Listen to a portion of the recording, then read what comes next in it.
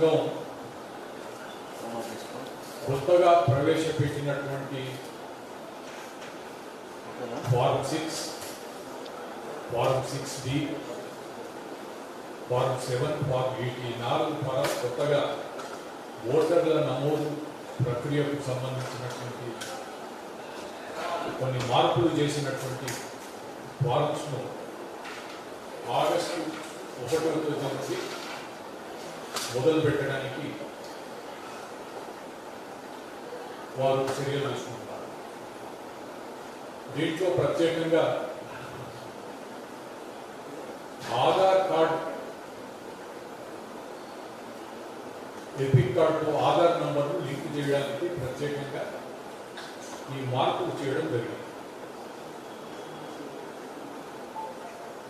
సరే, Aadhaar card link చేయడం సరైనదా కాదా, సుప్రీంకోర్టు ఇవన్నీ కూడా న్యాయపరమైనటువంటి అంశాలు నడుస్తూనే ఉన్నాయి. అయినా స్వచ్ఛందంగా అనుసంధానం చేయడానికి ముందుకు వచ్చినటువంటి వాళ్ళకి ఆధార్ అనుసంధానం చేస్తామన్నారు. సరే, అంతవరకు ఓకే. ఈరోజు ఎన్నికల సంఘం తరఫున జిహెచ్ఎంసీలో జరిగినటువంటి సమావేశంలో మార్పు చేసినటువంటి ఫామ్ 6, 6B అన్ని రాజకీయ పార్టీల వరకు అందజేయడం. స్వచ్ఛందంగా చేస్తామనేటువంటి ఒక మాట ఒకవైపు చెప్తూనే అలాంటి అంశాన్ని ఈ ఫామ్ లో పొందుపరచలేదు. ఫామ్ 6 లో ఏముందంటే ఆధార్ కార్డ్ నంబర్ అడుగుతున్నారు. ఒకవేళ I'm not able to furnish my Aadhaar number because I don't have Aadhaar అంటే స్వచ్ఛందంగా ఇవ్వడానికి నేను ఇవ్వదలుచుకోలేదని చెప్పాలి, కానీ నా దగ్గర లేదు కనుక నేను ఇవ్వడం లేదు అని చెప్పి దీంట్లో రాయించడం ఒక తప్పుడు డిక్లరేషన్ ఇచ్చినట్టుగా ఉంది. నాకుంది ఆధార్ కార్డు, నేను అనుసంధానం చేయను, నాకు దీంతో అవకాశం ఉండాలి, నేను ఆధార్ ఇవ్వదలుచుకోలేదు అని అవకాశం ఉంది. వేరే అడ్రస్ ప్రూఫ్, ఏజ్ ప్రూఫ్ ఏది కావాల్సి అది వేరే ఇస్తాను. ఇంకో 10-11 ఫామ్స్ ఉన్నాయి. అది ఈ రకంగా ఫామ్ 6 లో పెట్టి స్వచ్ఛందంగా అనేటువంటి మాట చెప్పడంలో అర్థం లేదు. మేము జిహెచ్ఎంసీలో జరిగినటువంటి సమావేశం తర్వాత వెంటనే కేంద్ర ఎన్నికల సంఘం దృష్టికి ఈ విషయాన్ని తీసుకొస్తూ వారికి లేఖ రాయడం జరిగింది. అంతేకాకుండా chief electoral officer Telangana Vikas Raj గారిని కూడా కలిసి రావడం జరిగింది. 6A తో పాటు 6B కూడా ఉంది. 6B లో కూడా ఇదే విధంగా ఉంది, నేను ఆధార్ ఇవ్వడం లేదు, నా దగ్గర లేదు, ఇది తప్పు. ఈ రకంగా తప్పుడు డిక్లరేషన్ ఇవ్వాల్సినటువంటి పరిస్థితి ప్రజలకు కల్పించడం ఇది సరైనటువంటిది కాదు. దీనివల్ల ఇబ్బందులు వస్తాయి. రేపు ఎవరైనా కూడా నేను ఇవ్వదలుచుకోలేదు, నేను ఇవ్వకుండా వేరే ఇస్తాను, దాంట్లో పిక్ పెట్టి ఇవ్వాల్సి వస్తుంది. I'm not able to furnish, నేను ఇవ్వలేను ఎందుకంటే నా దగ్గర లేదు అని చెప్పి నేను టిక్ పెట్టాల్సి వస్తుంది. ఎవరైనా నా పైన కేసు నమోదు చేయొచ్చు తప్పుడు డిక్లరేషన్ చేశారని. ఈ క్లారిటీ ఉండాలి. ఈ రకంగా చేయకూడదు. దీన్ని అవసరమైనటువంటి విధంగా సవరించాల్సినటువంటి అవసరం ఉంది కూడా కేంద్ర ఎన్నికల సంఘం దృష్టికి తీసుకొని రావడం జరిగింది. అది సవరించేంత వరకు ఈ ప్రక్రియను నిలుపాలని చెప్పి కూడా చెప్పడం జరిగింది. ఆన్లైన్లో చేయడం ఇమీడియట్ గా చేసుకోవచ్చు, ప్రింటింగ్ లో కొంత సమయం పట్టవచ్చు. ఏదైనా ప్రజలకు ఇబ్బంది కలగకుండా కరెక్ట్ గా ఉండడానికి ఈ మార్పు చేయాల్సినటువంటి అవసరం ఉందని కూడా వారికి ప్రత్యేకంగా తెలపడం జరిగింది. ఆ విధంగా మేము డిమాండ్ చేయడం జరిగింది. దీంతో పాటు ఇటీవల ఇంచుమించుగా 20 లక్షల మంది డూప్లికేట్ 23 లక్షల డూప్లికేట్ ఓట్లు ఉన్నాయనేటువంటిది photo similar entity identity entries photo similar entries పిఎస్సిస్ ఆధారంగా డూప్లికేట్ ఓట్లను తొలగించేటువంటి ప్రక్రియ ఎలక్షన్ కమిషన్ చేపట్టింది. 2018లో తెలంగాణ రాష్ట్రంలో 64 లక్షల పొరపాట్లు ఉన్నాయని చెప్పి మేము ఎన్నికల సంఘం దృష్టికి తీసుకుని పోవడం జరిగింది.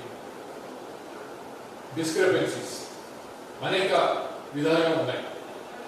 హైకోర్టు, సుప్రీంకోర్టు, హైకోర్టు కూడా వెళ్ళడం జరిగింది. ఆ 64 లక్షల్లో 30 లక్షల డూప్లికేట్ ఓట్లు ఉన్నాయని చెప్పారు. 30 లక్షల డూప్లికేట్ ఓట్లలో 12 లక్షలు మన రాష్ట్రంలో, 18 లక్షలు ఆంధ్ర తెలంగాణలో కామన్ గా డూప్లికేట్ ఉన్నాయనేటువంటి మాట. శాస్త్ర సాంకేతిక పరిజ్ఞానం దాన్ని అనలైజ్ చేసి కొంతమంది నిపుణులని నేను ప్రైవేట్ గా ఎంగేజ్ చేశాను, ఒక డబ్బు ఇచ్చి ఈ అనాలిసిస్ చేసి ఎన్నికల సంఘం ముందు పెట్టినప్పుడు వాళ్ళు మీరు చెప్పింది కరెక్ట్ అని చెప్పి ఒప్పుకోవడం జరిగింది.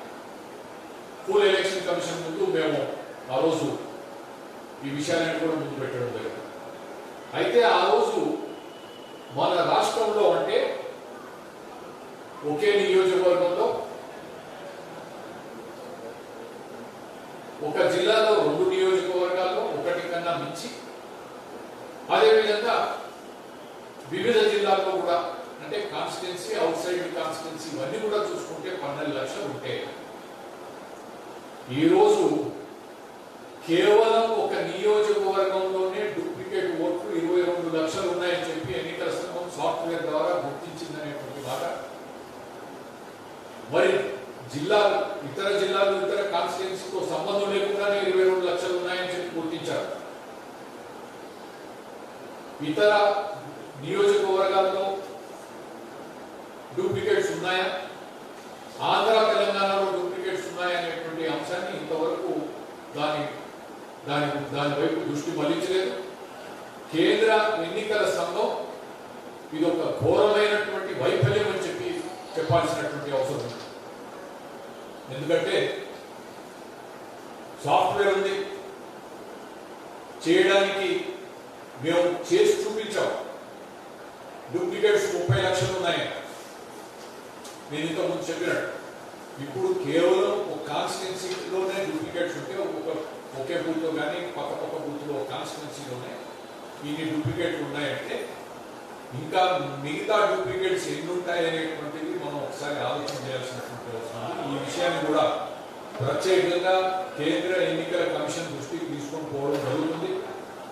ఇది మన రాష్ట్రానికి సంబంధించేదే కాదు, జాతీయ స్థాయిలో కూడా అన్ని రాష్ట్రాల్లో కూడా ఇదే విధంగా జరిగింది. దురదృష్టం ఏమిటంటే రాజకీయ పార్టీలు వీటిపైన సరైనటువంటి దృష్టి సాధించడం లేదు. దీనివల్ల రాజకీయంగా చాలా నష్టపోయేటువంటి పరిస్థితులు ఉంటాయి.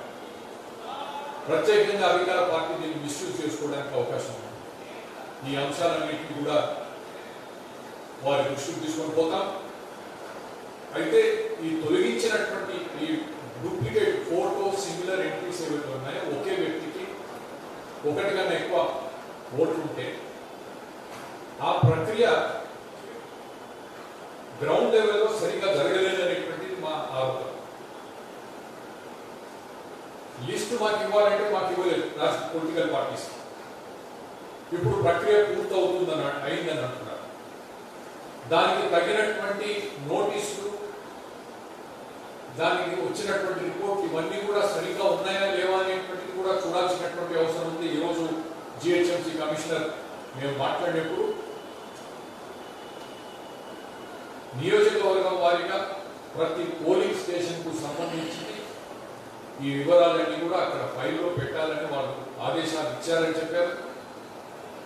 దీన్ని ప్రతి కాన్స్టిట్యున్సీలో వెరిఫై చేసుకోవాల్సినటువంటి అవసరం. మేము అంతేకాకుండా తీసేసినటువంటి వారి పేర్లు వాళ్ళు వెబ్సైట్లో కూడా పెట్టుకుని చెప్పారు.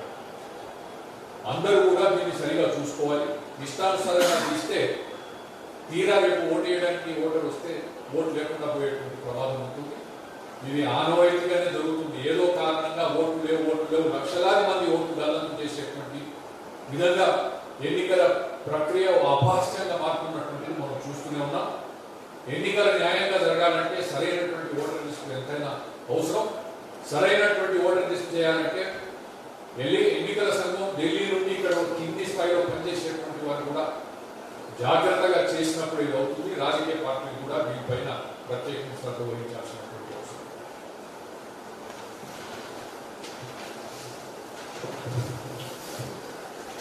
పాత్రికేయ సోదరులకు నమస్కారము. జనరల్గా ప్రభుత్వాలు కానీ రాజకీయ పార్టీలు కానీ ద్వంద్వ ప్రమాణాలు పాటించడం అనేది మనం చూస్తూ ఉన్నాం. దురదృష్టం ఉన్నది ఏంటంటే ప్రజాస్వామ్యంలో ఓటర్స్ లిస్టును సవ్యంగా తయారు చేసే బాధ్యత ఎన్నికలు నిర్వహించాల్సినటువంటి బాధ్యత ఉన్న ఎన్నికల కమిషన్ కూడా ద్వంద్వ ప్రమాణాలను పాటించడం దురదృష్టకరం. ఇది ప్రజాస్వామ్యానికి విఘాతమైన మాట మనం చేస్తాము.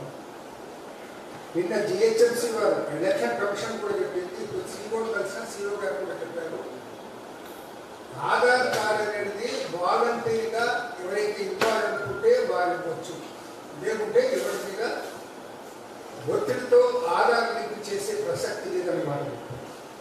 నిన్న జిహెచ్ఎంసీ వారు మీటింగ్ కండక్ట్ చేస్తూ పంపిన లెటర్లో కూడా అదే విషయాన్ని చెప్పారు.